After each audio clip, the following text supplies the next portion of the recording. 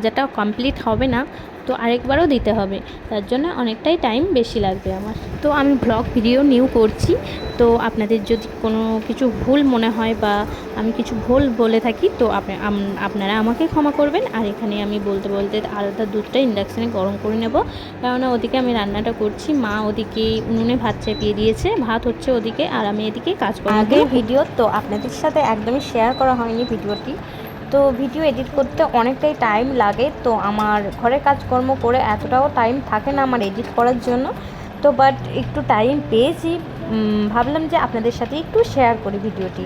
তো আমার এখানে বেগুন ভাজাটা একদম কমপ্লিট হয়ে গেছে, তখন লাল লাল করে আমি বেগুনটা ভেজে নিয়েছি।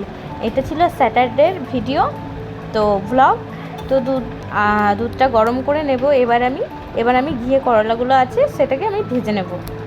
তো এখানে বেগুনগুলো খুব সুন্দর করে আমি ভেজে নিয়েছি বেগুনগুলোকে, এবার আমি ঘিয়ে করলাগুলো ভেজে নেব। যেদিন নিরামিষ হয় সেদিন তোমাদের কী কী খাবার ভালো লাগে বলুন তো?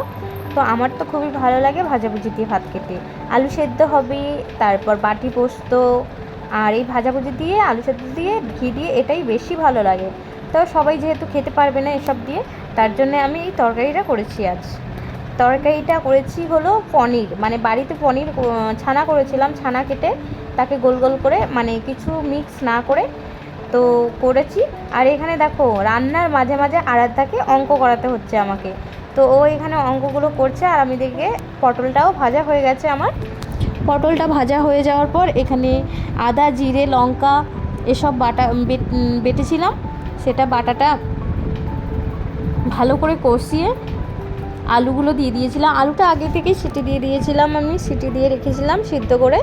তো তারপর ভালো করে কষে আমি পরিমাণ মতো জল দিয়েছি এখানে। আর পটলটা দেখতেই পাচ্ছেন আপনারা, আমি লাল লাল করে ভেজে নিয়েছিলাম। যখন ঝোলটা ফুটে গেছে তারপরে আমি এখানে পটলটা দিয়েছিলাম, পটলটা দেওয়া ফুটবে একটু, তারপর আমি পনিরগুলো দিয়ে সামান্য পরিমাণ একটু গরম মশলা দিয়ে আমি এই ঝোল মানে তরকারিটা নামিয়ে নেব। মানে পনিরের তরকারি বা ছানার তরকারি যাই বলতে পারেন আপনারা।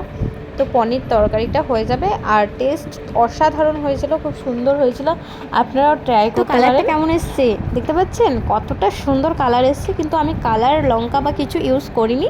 তো এই ছানার বড়াটা দিয়ে আমি এবার আরাধ্যার জন্য তুলে নেব, আরাধ্যার জন্য তুলে আমি লঙ্কাটা দেব, তারপরেই নামিয়ে দেবো হালকা একটু গরম মশলা দিয়ে। তো আজকের মতো এই পর্যন্তই ভিডিওটা, আপনারাও এই রেসিপি